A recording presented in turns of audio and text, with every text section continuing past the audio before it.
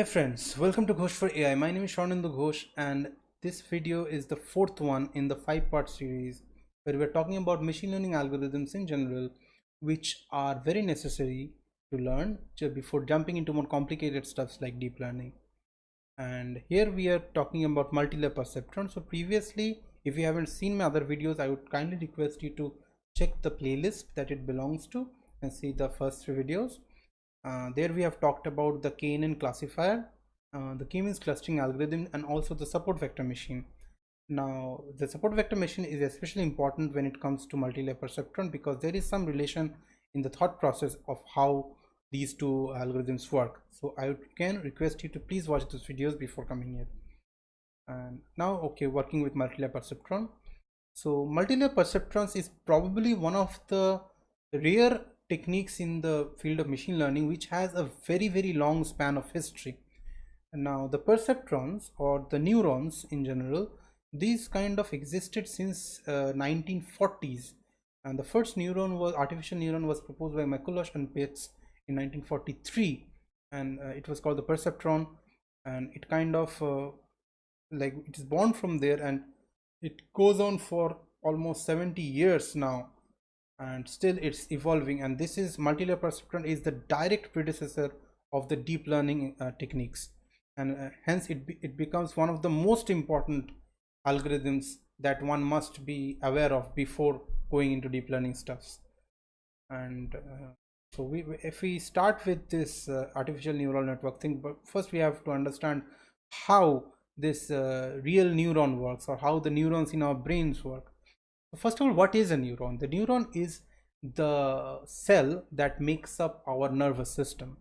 So all the things that we do, like everything is governed by our nervous system. That is the how the brain communicates with the rest of our body. And this nervous system is nothing but a long chain of these small tiny things called neurons. And we have a huge network of neurons like this that are continuously communicating with each other while we are living our entire life, and that's why it makes it one of the most important cells in our body. And this is a direct inspiration for the creation of the artificial neuron, and it has kind of worked out very well till now in the field of machine learning. So how the neuron works is it basically gets, so this neuron thing, it looks something like a tree. So you can see that the head of the tree has lots of branch like structures. Then we have a stem, and finally we have this kind of roots like structure which kind of gives out response signals. So the head of this neuron body with these branches which are called dendrites, these kind of grab the stimulus from other neurons that are around it, and inside some kind of chemical reactions happen, and in certain cases the neuron decides to get activated, and it fires a response through this its like this tail like structure or the root like structure.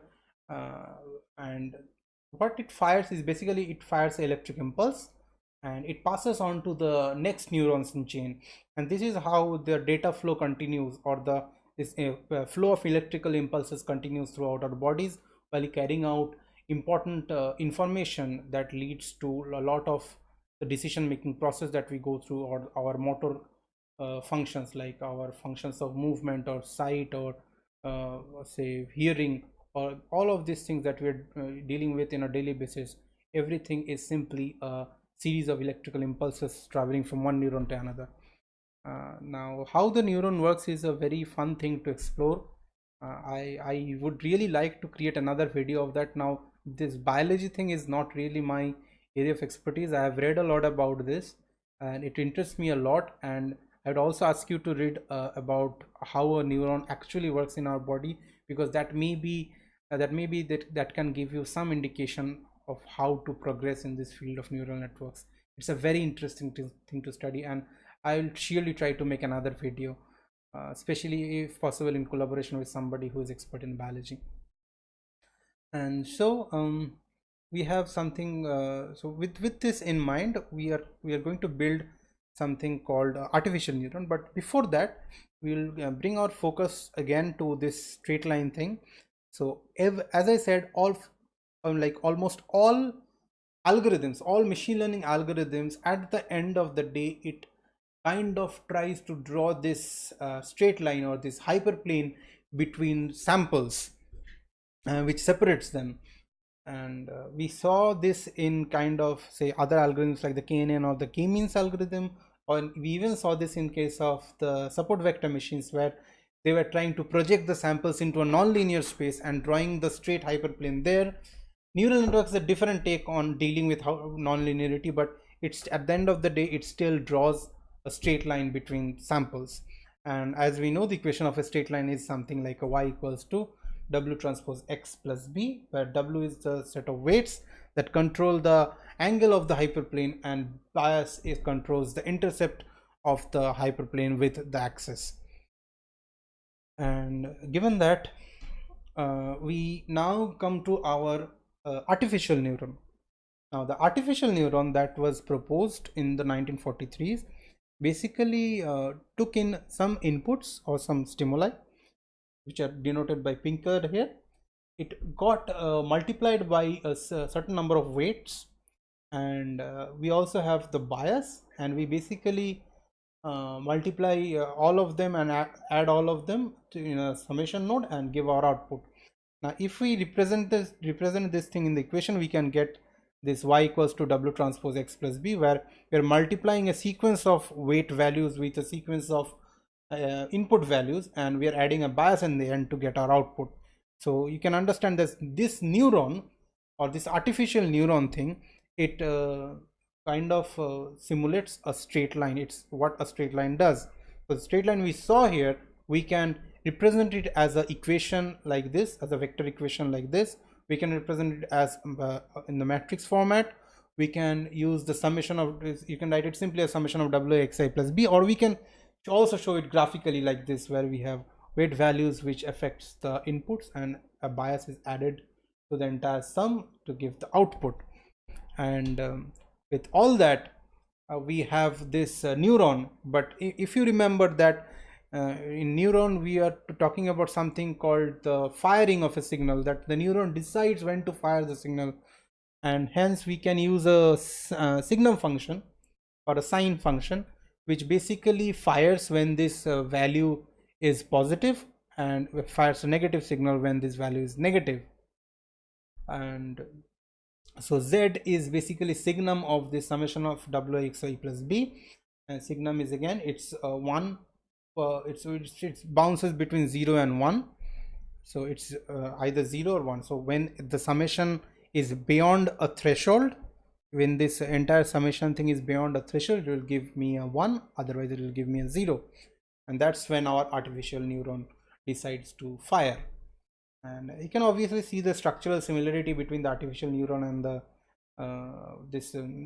natural neuron, where it takes the stimuli, decides when to activate, and then fires a response. The same thing is going on in the artificial neuron as well. Well, not the same thing, but something, a simulation of that thing. Again, this question comes up whether a straight line is enough or not. So we have this famous problem called the Zuhr problem.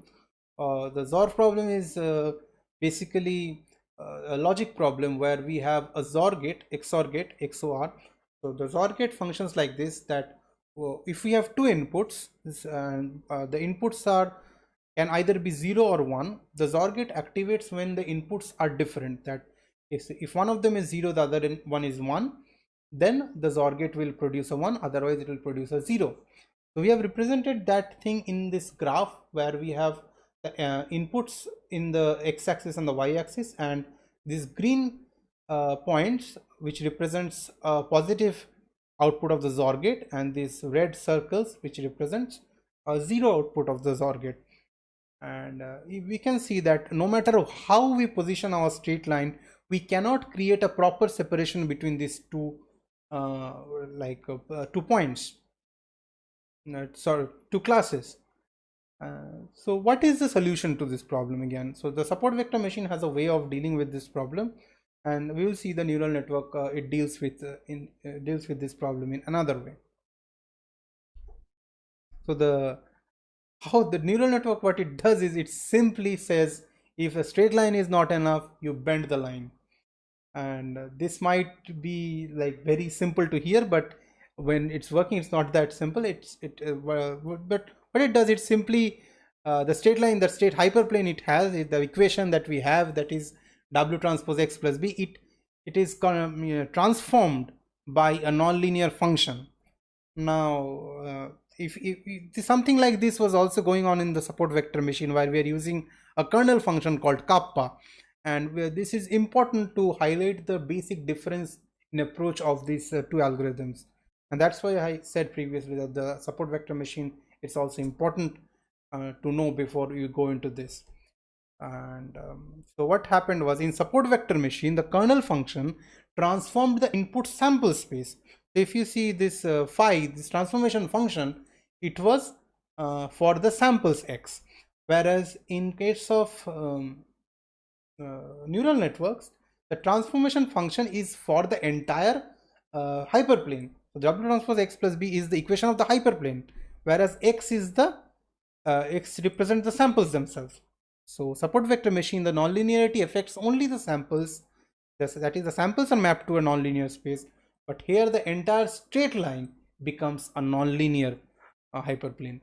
And the way it is done is, the kind of nonlinearity used for problems like this are basically, you can use something called say sigmoid, that gives you a value between 0 to 1. It's a nonlinear transformation function or nonlinear activation function that looks like a sigmoid function, which is like it rises from 0 to 1, but it's a gradual rise from 0 to 1, which makes it a more differentiable function.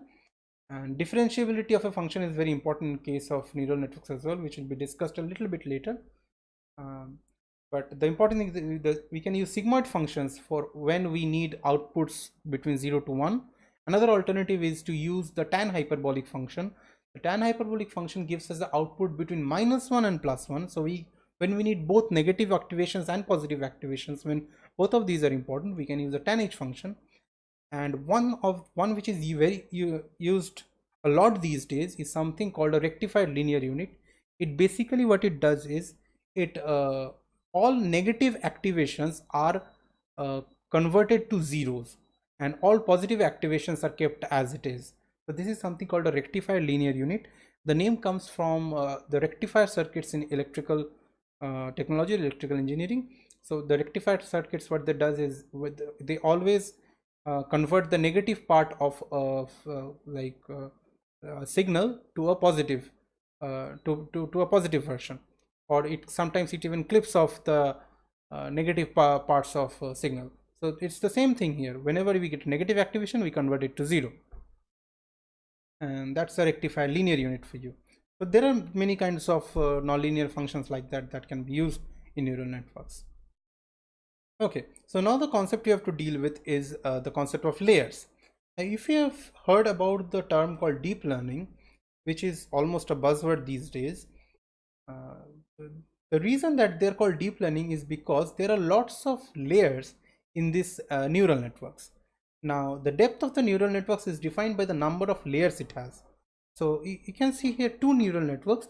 One of them has a single layer of neurons, another has like two different layers of neurons. I'll be explaining the meaning in a short while, but before that, we need to ask the question that whether we need more than one layer or not.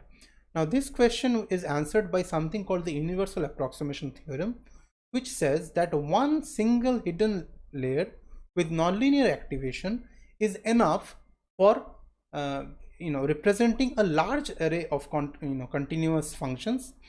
And but the factor that comes into play is the number of neurons that we are going to need. So given enough neurons, we can say yes, one layer is enough to learn almost all kind of continuous functions. And again, the continuous function comes because the differentiability of function is essential for the training of a neural network, which will be explained in a short while. Now let me show you something about the universal approximation theorem. If you can go to this Wikipedia page, and you can see how this is defined. So in mathematical theory of artificial neural network, the universal approximation theorem states that a feed-forward network with a single hidden layer containing a finite number of neurons can approximate continuous functions on a compact subset of the real number under mild assumptions of the activation functions. So the question is, why do we need more than one layer? Now, I will explain the reason in this simple example where we have basically 9 kinds of objects. So the objects can be of 3 shapes: a square, a triangle, or a star, and it can be of 3 colors: red, yellow, or blue. So 3 into 3, we have 9 different possible forms of objects. So if our neural network has 9 neurons in one hidden layer, we can effectively represent all of the objects separately. So no matter what this x value comes, it will coincide with one of these objects, and we can get the proper activations in a way such that it tells us which object this is. But the thing is, in this kind of network, we are needing 9 neurons, that is one for each possible variation of the object. But here we can see that there is repetition among the features of the object. Like the colors, there are 3 objects with same colors, and when you consider the shapes, say square, we can see there are 3 objects that have the same shape. So this redundancy in the types of features, it becomes much more efficient when they're represented in different layers. Like say, if one of these layers represent the 3 colors, and in the second layer it represents the 3 shapes, then we can see we are, by using only 6 neurons, we can represent the same concept. So if an input is a red star, it basically this red colored neuron will activate more, and then in this layer the star colored neuron will activate more, and we can get the output as a red star. And as you can see, by stacking up layers, we are basically reducing the number of neurons, and hence it is a much more efficient way to deal with problems in which the dimensionality is huge or the number of features is huge. And that's why for more and more complicated problems, we are in dire need of a deep learning based solution with lots of layers, so that lots of different complicated functions can be approximated through those layers. Finally, how are these neural networks trained? So as we are speaking here, we can see that there is something called the W, X plus B, and these are the things that define the shape of the hyperplane, like where the hyperplane will be. The hyperplane is defined by some number one, the nonlinear function, like how the nonlinear function is transforming the hyperplane, and number two is what is the weight and the bias that gives me the shape of the hyperplane, or how the hyperplane is located in the sample space. So basically how the neural network is trained is these weight values, they are initialized randomly at first, and then they are updated gradually on the basis of a loss gradient or error gradient, and depending on that, slowly the training progresses in a way such that the error comes down. Now if we plot it in this way, so if we have the error E and the weights W, so error E is on the y-axis and the weights W on the x-axis, and we plot the curve, that is how the error E is changing with respect to the weight W, and if we see that this gradient is negative, that means that we are going in the right direction. That means we have to increase the weight to go to a lower error point. So our goal is always to reduce the error. So what do we mean by error? Error is something that is like how far we are away from our desired output. That is error. So basically what you have to do is you have to reduce the error so that we can go near to our desired output. Now if the gradient of this rate of change of error with respect to the rate of change of weights is, if this gradient is negative, that means we have to move in the forward direction, that is we have to increase the weights to go to a lower error point. And if the gradient is positive, then we have to decrease the weights to go to a lower point in the error curve. Now we can see that the change of weights is inversely proportional to the kind of gradient. So for the negative gradient, we have to increase the weights, and for a positive gradient we have to decrease the weights. And we can write the updation equation as something like this, that the new weight will be the previous weight minus a learning factor into the gradient, that is the dE by dW.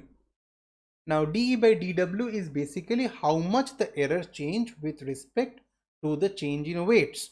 And this neta learning function, what it does is it simply says that okay, the gradient says we have to move in the forward direction, but how much do we have to move?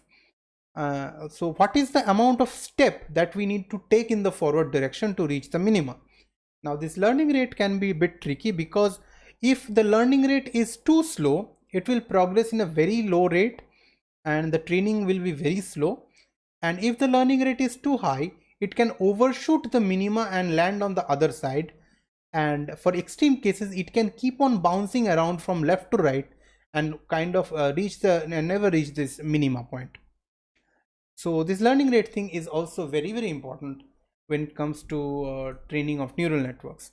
And why do we use this negative sign? Because as we said before, the change in weight is inversely proportional to the sign of the gradient. So if the gradient is positive, then we have to decrease the weight. If the gradient is negative, we have to increase the weight. And the error function is defined as a loss function between the observed output and the actual output. So the bigger is the difference between these two, we have a more error. And now finally, how do we train the weights when it comes to multi-layer perceptron? So for if we have a single layer, if we have this one equation, say y equals to mx plus b, or say w transpose x plus b, then it's fine. We can find this dw directly and we can compute the updation in weight. But if the network has more than one layer, then say the weight of the first layer, it is not directly connected with the error function, and hence we cannot compute this dE by dW directly from a multi-layer network. So for example, if we consider, so every summation network needs a summation of wi xi plus b, right? So for the first one, so in this the summation which from the end, that is the second summation in the series, and we have w2 z1 plus b2. The change of error with respect to w2 is given by dE by dw2 is a sequence of partial derivatives, that is how much the error changes with respect to z2, how much does z2 change with respect to y2, and how much does y2 change with respect to w2. So with as a chain of partial derivatives, we can compute the rate of change of error with the rate of change of w. So how do we do the same for going for the previous layer? So if we go even further back, we can see we can keep on going on, multiplying this sequence of partial derivatives. Like we have the rate of change of error with respect to z2, then z2 with respect to y2, y2 with respect to z1, z1 with respect to y1, and then finally y1 with respect to w1. If we continue this sequence of partial derivatives, we can get how much this error changes with respect to w1, and we can update w1. And this backward propagation of local gradients. This is something which is famously called as backpropagation. It was proposed by Joe Fenton in 1985, and it is still now one of the most famous algorithms in the field of machine learning. So yeah, so this is the basics of neural network that you will be needing for like learning more complicated stuffs like deep learning. Now you're set for more complicated stuff like convolutional neural networks or recurrent neural networks. I'll be making more videos about those in futures for sure. And if we look at the references, we can again see many kind of algorithms. So other than scikit-learn, MATLAB, and Weka 3, we have two new additions called the TensorFlow and PyTorch. Now these are specifically APIs for doing deep learning. Now there are many more APIs, but these two are kind of the two most famous APIs when it comes to building neural networks and even more complicated deep learning neural networks.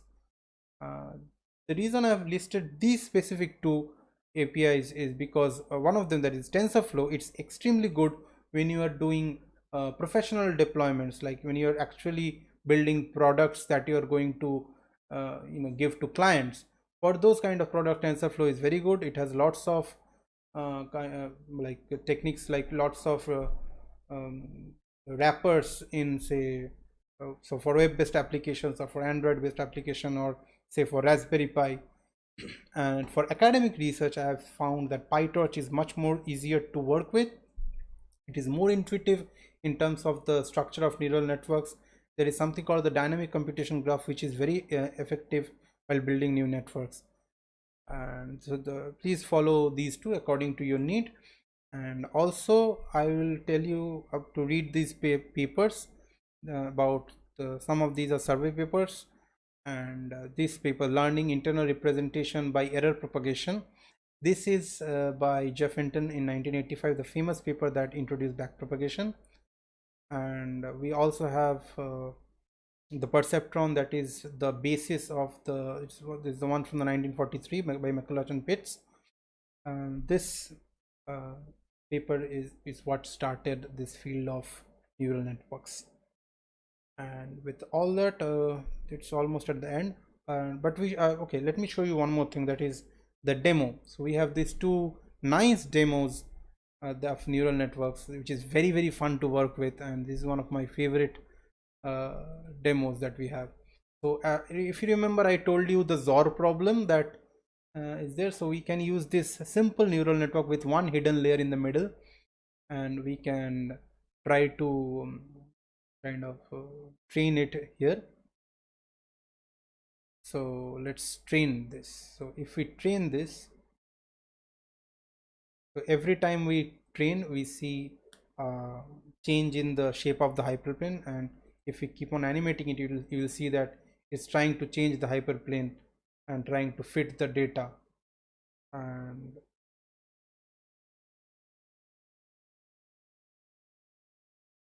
here it goes. It kind of goes by, it's kind of separates these two neurons in a way by using two hyperplanes. It may look like a two hyperplane, but this is simply a kind of a non-linearity, a non-linear function that converts the straight line into a shape like this. And we can also give more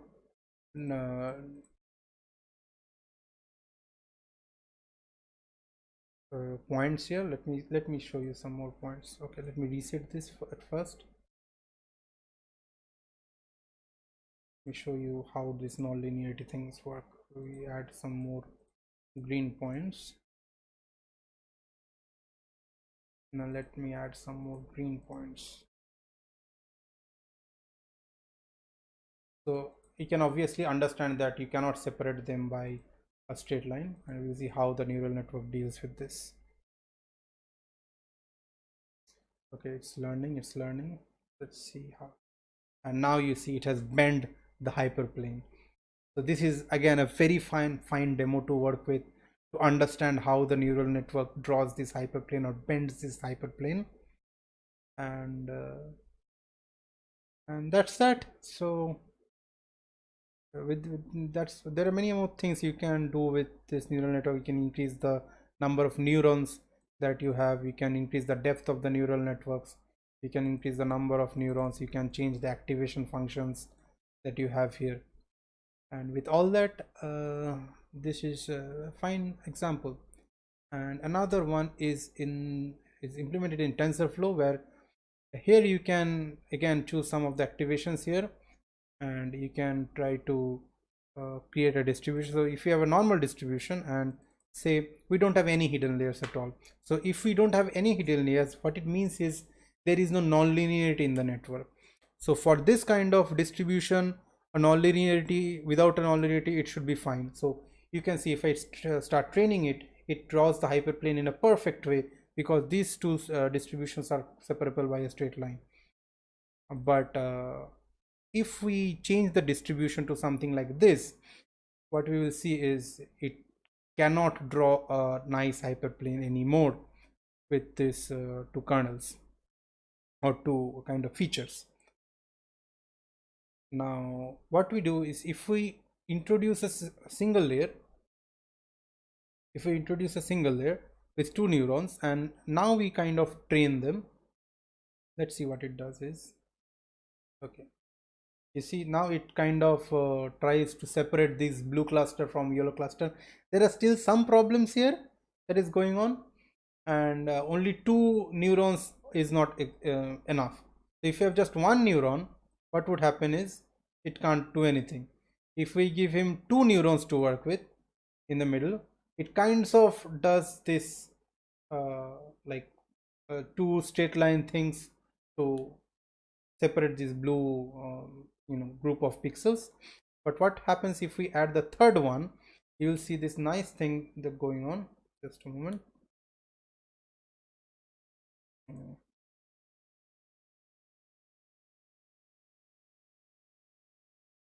Okay, there it goes. So you see here, you see, so now it can kind of form a hexagon kind of thing to create this. You can keep on playing with this.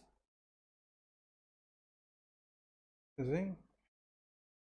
It now with three neurons, it can nicely understand this kind of separation. The more neurons we have, I think the better approximation it can make of the distribution. So what if we do a even more complex kind of data distribution? Then we need more different kinds of features. So if we give them all the features to work with, I guess there can be some solution. Let's see, trying to find a solution. So you can see that this blue line, if you see this blue line is curving and trying to like separate these two complicated, very interconnected kind of distribution things. And now you can see this yellow one shape taking shape as well as the two spirals. So you can understand the complication that you can understand is the nature of this hyperplane. This nature of this hyperplane is very complex. It's not very easily demonstrated by a single function. It's a combination of lots of functions, like lots of neural data is progressing, and each of these internal neurons is actually trying to focus on different regions.